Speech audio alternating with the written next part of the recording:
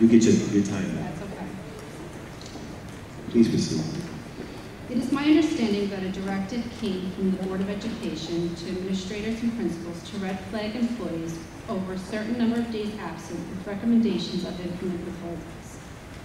When I met with my principal this week to discuss my PDP, I was denied the opportunity to present medical documentation to account for many of my absences.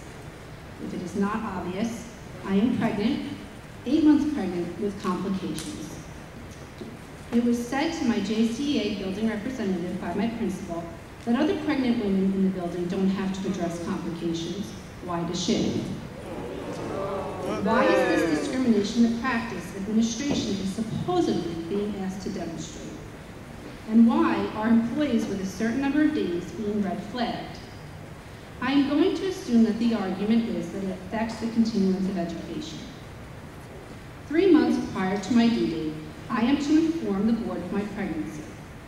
This should give the board ample opportunity to make available a permanent substitute for the daily education of my students to be delivered by one individual. I have not seen this so far in the 10 years I've been at the board. If you are encouraging teachers to not use their sick days for this reason, the board should practice this as well. I was also told by my principal that her decision was based on my past history of maternity leave. I call them Christopher and Emma, my son and daughter. Because of my past maternity leave being held against me at this point, I then asked that the bullet to better my attendance for the upcoming school year be removed from my PDP, being that I will be taking a leave next year. I was told no, it will not be removed, and that if I indeed do take a maternity leave, it may affect my increment withholdings next year as well. Why was this placed on my PDP?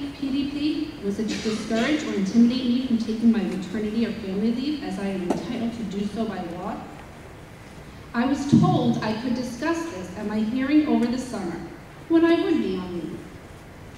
This is the discrimination, intimidation, and harassment that I experienced this week, and I will not tolerate it. Thank you.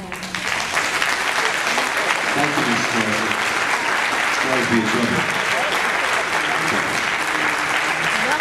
Dr. Best would like to respond. To the teacher. Please come back to the podium.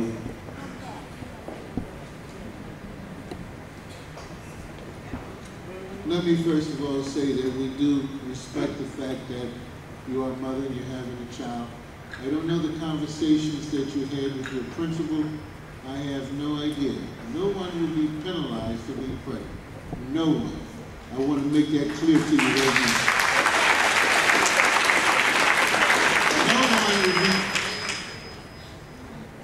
No one will be penalized for having 1 child, 2 child, and will not reflect on an increment withholding.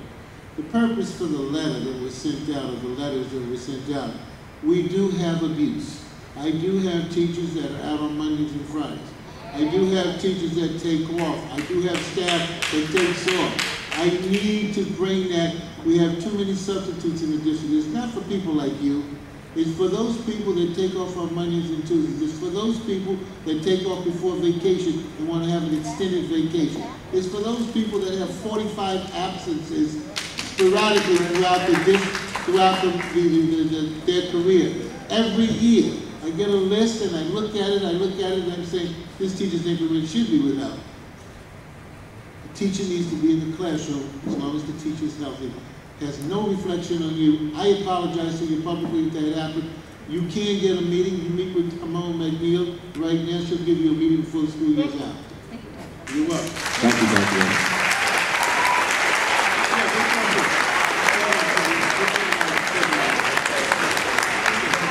Benjamin Smith.